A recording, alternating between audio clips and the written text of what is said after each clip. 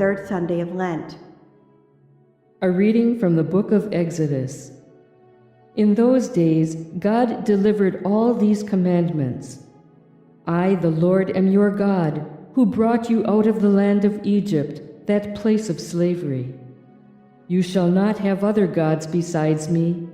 You shall not carve idols for yourselves in the shape of anything in the sky above, or on the earth below, or in the waters beneath the earth. You shall not bow down before them or worship them.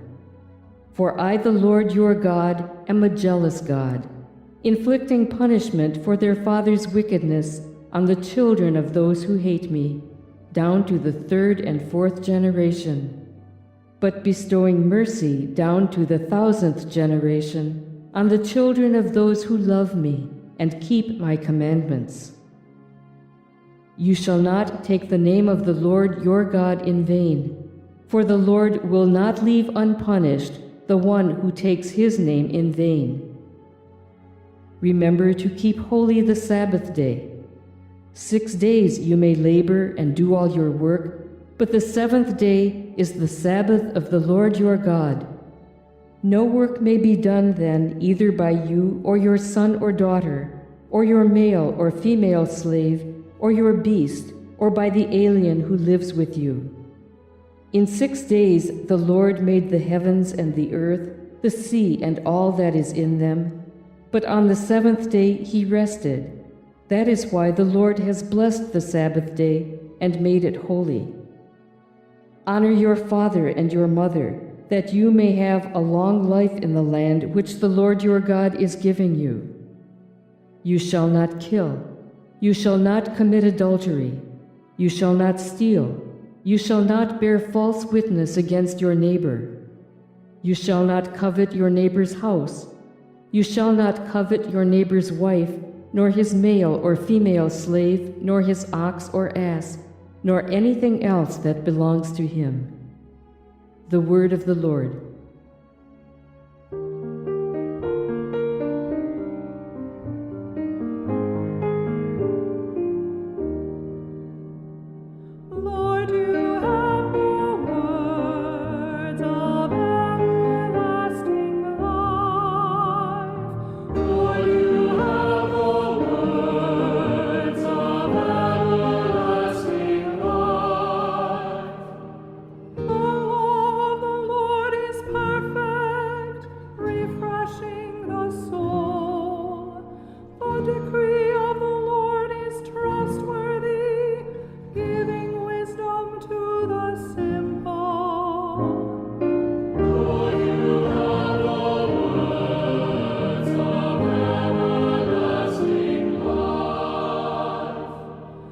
Precepts of the Lord are right, rejoicing the heart. The command of the Lord is clear, enlightening the eye. Lord, you have the words of everlasting life. The fear of the Lord is pure, enduring forever. The ordinances of the Lord are true, all of them just. Lord, you have the words of everlasting life.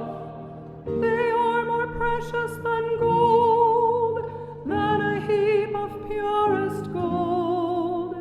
Sweeter also than syrup, or honey from the comb. Lord, you have the words of everlasting life.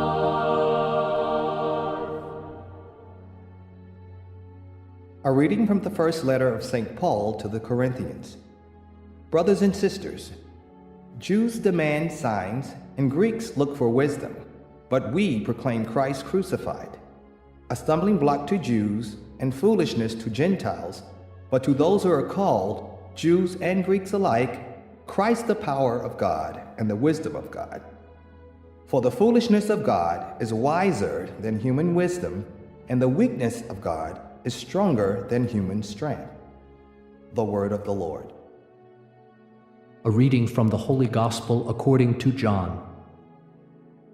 Since the Passover of the Jews was near, Jesus went up to Jerusalem.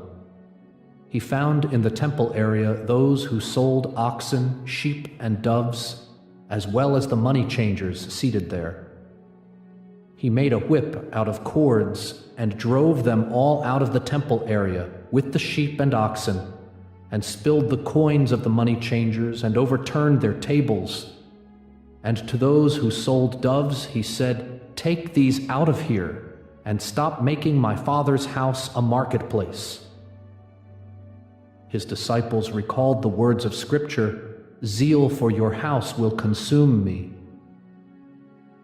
At this the Jews answered and said to him, "What sign can you show us for doing this?"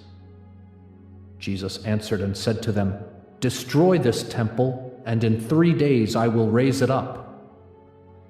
The Jews said, "This temple has been under construction for 46 years, and you will raise it up in 3 days?" But he was speaking about the temple of his body. Therefore, when he was raised from the dead, his disciples remembered that he had said this, and they came to believe the Scripture and the word Jesus had spoken. While he was in Jerusalem for the feast of Passover, many began to believe in his name when they saw the signs he was doing. But Jesus would not trust himself to them because he knew them all and did not need anyone to testify about human nature. He himself understood it well. The Gospel of the Lord.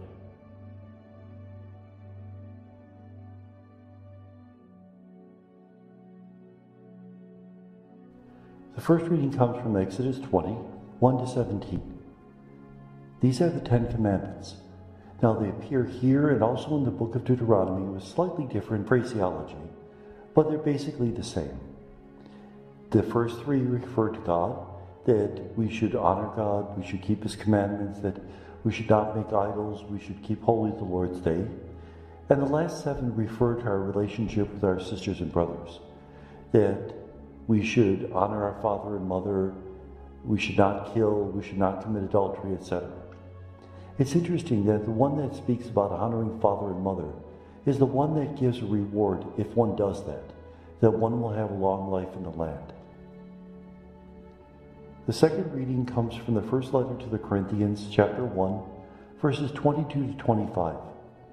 It speaks about how the Jewish people considered the death of Jesus on the cross to be a stumbling block, while the Gentiles consider it to be foolishness. Why is it a stumbling block for the Jews?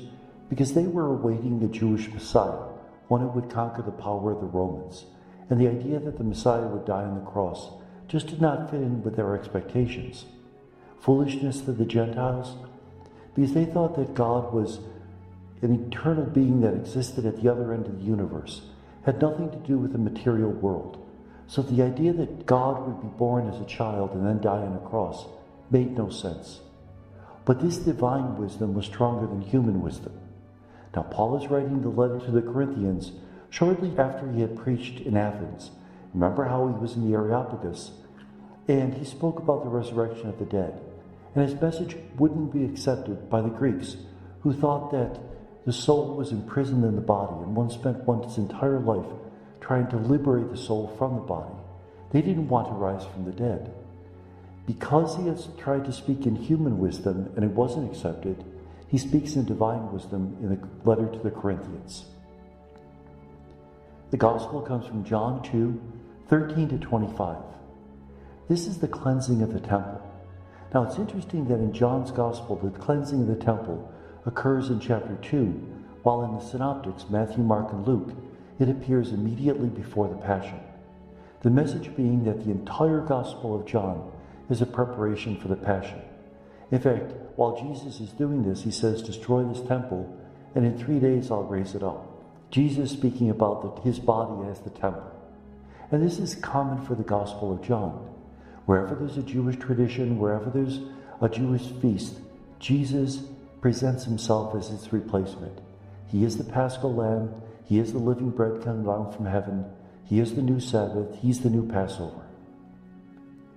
And many began to believe in Jesus because of the signs he was doing. Now, in the Gospel of John, you never see the word miracle, because miracles are things that fascinate a person. You draw a large crowd, but it doesn't necessarily bring one to conversion. Where signs are things that point to a greater reality, the reality of what Jesus is really about.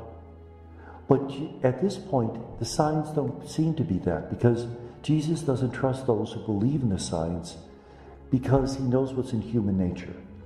The people are just fascinated. They want a miracle worker. They want someone who will solve all their problems. And Jesus has not come into the world for that. He's come into the world to heal the brokenness of our hearts. It's interesting that in chapter 3, we're going to hear about Nicodemus, and specifically about Nicodemus, it'll say that he was a man from among the Pharisees.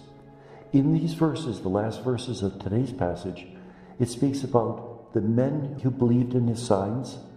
Jesus didn't trust himself to the men because he knew what was in men, using the word man 3 times.